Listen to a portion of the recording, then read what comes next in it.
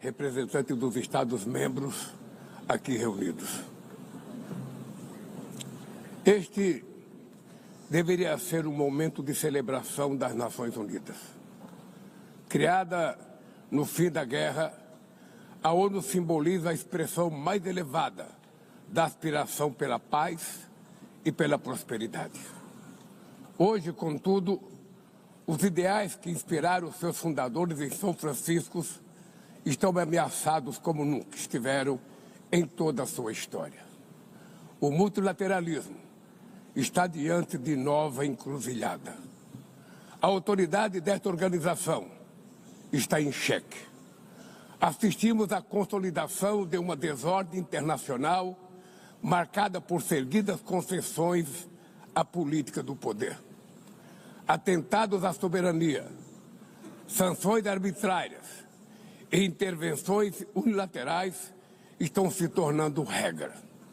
Existe um evidente paralelo entre a crise do multilateralismo e o enfraquecimento da democracia. O autoritarismo se fortalece quando nos omitimos frente a arbitrariedades. Quando a sociedade internacional vacila na defesa da paz, da soberania e do direito, as consequências são trágicas. Em todo o mundo, forças antidemocráticas tentam subjugar as instituições e sufocar as liberdades. Cultuam a violência, exaltam a ignorância, atuam como milícias físicas e digitais e cerceiam a imprensa. Mesmo sob ataques sem precedentes, o Brasil optou por resistir e defender sua democracia, reconquistada há 40 anos pelo seu povo, depois de 2 décadas de governos ditatoriais. Não há justificativa para as medidas unilaterais e arbitrárias contra as nossas instituições e nossa economia. A agressão contra a independência do Poder Judiciário é inaceitável. Esta ingerência em assuntos internos conta com o auxílio de uma extrema-direita subserviente e saudosa de antigas hegemonias. Falsos patriotas arquitetam e promovem publicamente ações contra o Brasil. Não há pacificação com impunidade. Há poucos dias, e pela primeira vez em 525 anos de nossa história, um ex-chefe de Estado foi condenado por atentar contra o Estado democrático de direito. Foi investigado, indiciado e julgado, e responsabilizado pelos seus atos em um processo minucioso. Teve amplo direito de defesa, prerrogativa que as ditaduras negam às suas vítimas. Diante dos olhos do mundo, o Brasil deu um recado a todos os candidatos autocratas e àqueles que os apoiam. Nossa democracia e nossa soberania são inegociáveis. Seguiremos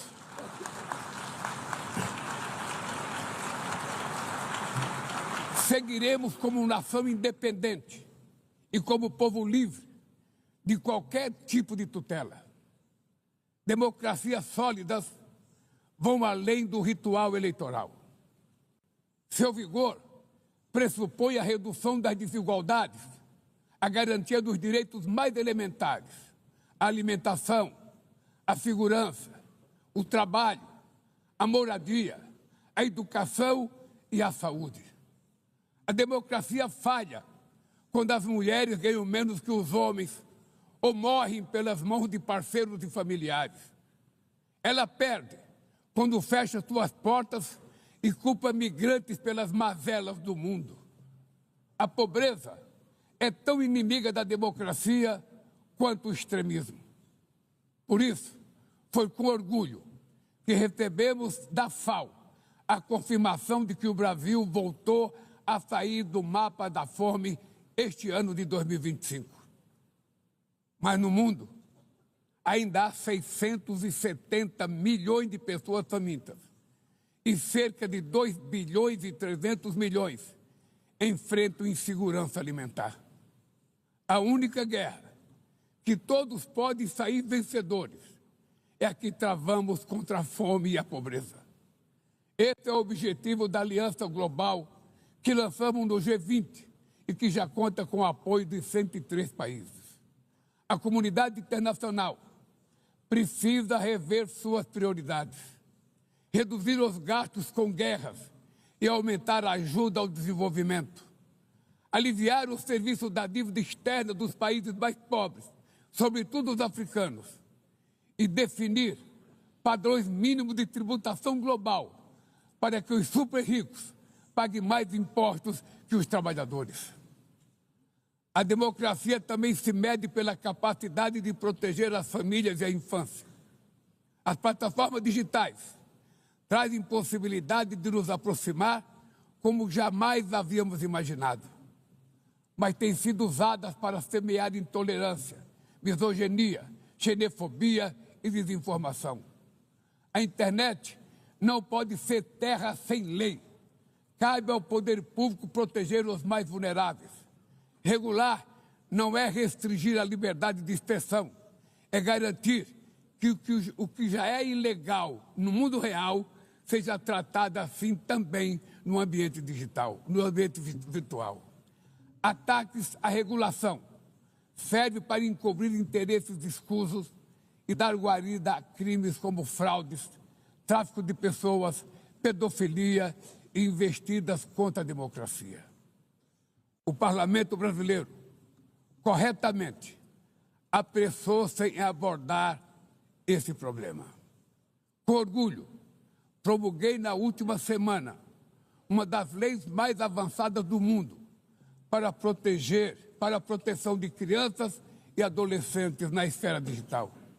Também enviamos ao Congresso Nacional projeto de lei para fomentar a concorrência nos mercados digitais e para incentivar a instalação de data centers sustentáveis.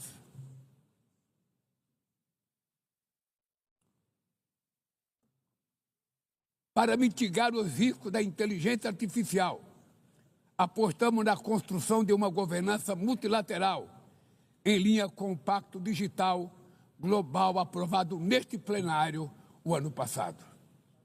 Senhoras e senhores, na América Latina e Caribe, vivemos um momento de crescente polarização e instabilidade. Manter a região como zona de paz sempre foi e é a nossa prioridade. Somos um continente livre de armas de destruição em massa, sem conflitos étnicos ou religiosos. É preocupante a equiparação entre a criminalidade e o terrorismo. A forma mais eficaz de combater o tráfico de drogas é a cooperação para reprimir a lavagem de dinheiro e limitar o comércio de armas. Usar força letal em situações que não constituem conflitos armados equivale a executar pessoas sem julgamento. Outras partes do planeta já testemunharam intervenções que causaram danos maiores do que se pretendia evitar, com graves consequências humanitárias. A via do diálogo não deve estar fechada na Venezuela. O Haiti tem direito a um futuro livre de violência e é inadmissível que Cuba seja listada como o país que patrocina o terrorismo. No conflito na Ucrânia,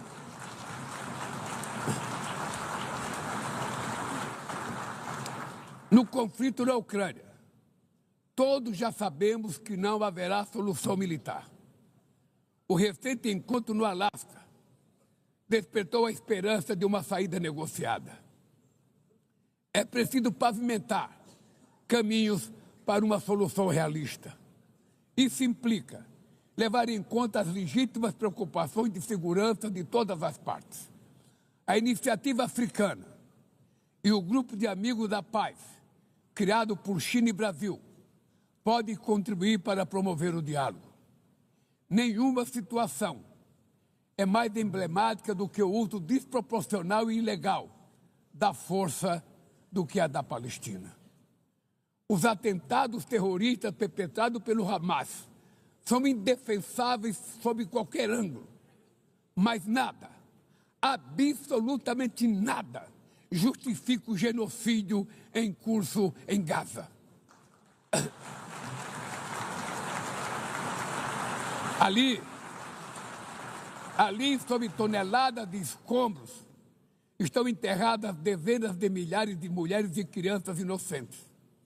Ali também estão sepultados o direito internacional humanitário e o mito da superioridade ética do Ocidente. Esse massacre não aconteceria sem a cumplicidade dos que poderiam evitá-lo. Em Gaza, fome é usado como arma de guerra e o deslocamento forçado de populações é praticado impunemente. Quero expressar minha admiração aos judeus que, dentro e fora de Israel, se opõem a esta punição coletiva. O povo palestino corre o risco de desaparecer. Só sobreviverá como um Estado independente integrado à comunidade internacional. Esta é a solução defendida por mais de 150 membros da ONU, reafirmada ontem aqui, nesse mesmo plenário, mas obstruída por um único veto. É lamentável que o presidente Mahmoud Abbas tenha sido impedido pelo país anfitrião de ocupar a bancada da Palestina nesse momento histórico.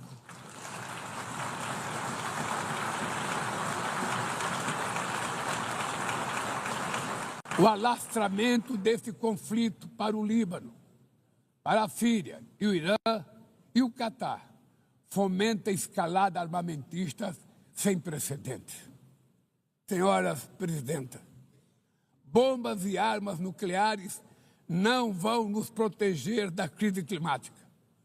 O ano de 2024 foi o mais quente já registrado. A COP30 em Belém, no Brasil, será a COP da verdade. Será o momento de os líderes mundiais provarem a seriedade de seu compromisso com o planeta. Sem ter o quadro completo das contribuições nacionalmente determinadas, as chamadas NDCs, caminharemos de olhos vendados para um verdadeiro abismo. O Brasil se comprometeu a reduzir entre 59% e 67% suas emissões, abrangendo todos os gases de efeito estufa em todos os setores da economia. Nações em desenvolvimento enfrentam a mudança do clima ao mesmo tempo em que lutam contra outros desafios. Enquanto isso, países ricos usufruem de padrão de vida obtido às custas de 200 anos de emissões de gases. Exigir maior ambição e maior acesso a recursos e tecnologias não é uma questão de caridade, é apenas uma questão de justiça. A corrida por minerais críticos essenciais para a transição energética não pode reproduzir a lógica predatória que marcou os últimos séculos. Em Belém, o mundo vai conhecer a realidade da Amazônia. O Brasil já reduziu pela metade o desmatamento na região nos 2 últimos anos. Erradicá-lo requer garantia, condições dignas de vida para seus milhões de habitantes. Fomentar o desenvolvimento sustentável é o objetivo do Fundo Florestas Tropicais para Sempre, que o Brasil pretende lançar para remunerar os países que mantêm suas florestas em pé. É chegado o momento de passar da fase da negociação para a etapa da implementação.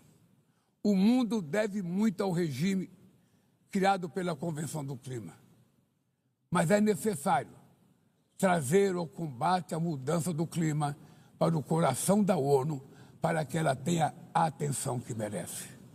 Um conselho vinculado à Assembleia Geral, com força e legitimidade para monitorar compromissos, dará coerência à ação climática.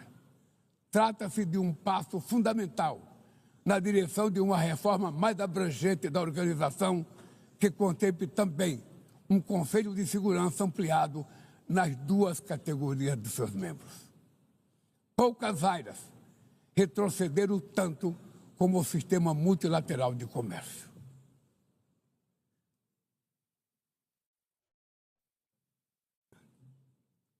medidas unilaterais transformam em letra morta princípios basilares como a cláusula de nação mais favorecida. Desorganizam cadeias de valor e lançam a economia mundial em uma espiral perniciosa de preços altos e estagnação.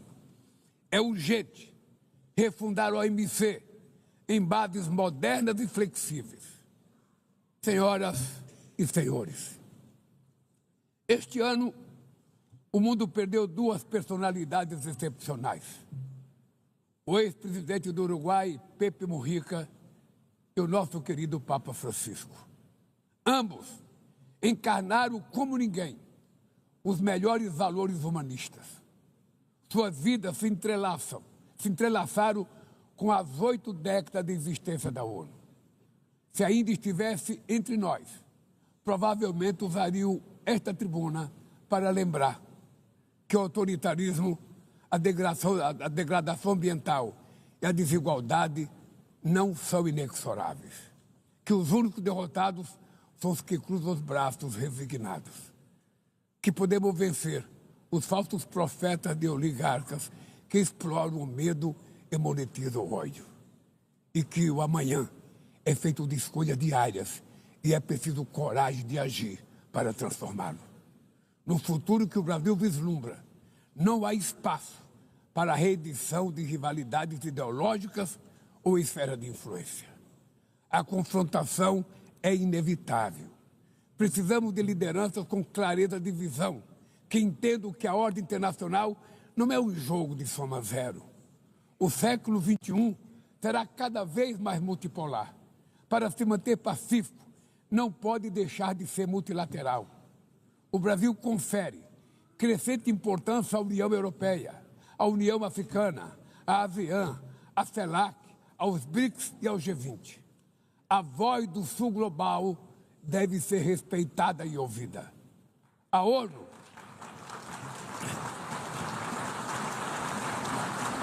ONU tem hoje quase 4 vezes mais membros do que os 51 que estiveram na sua fundação.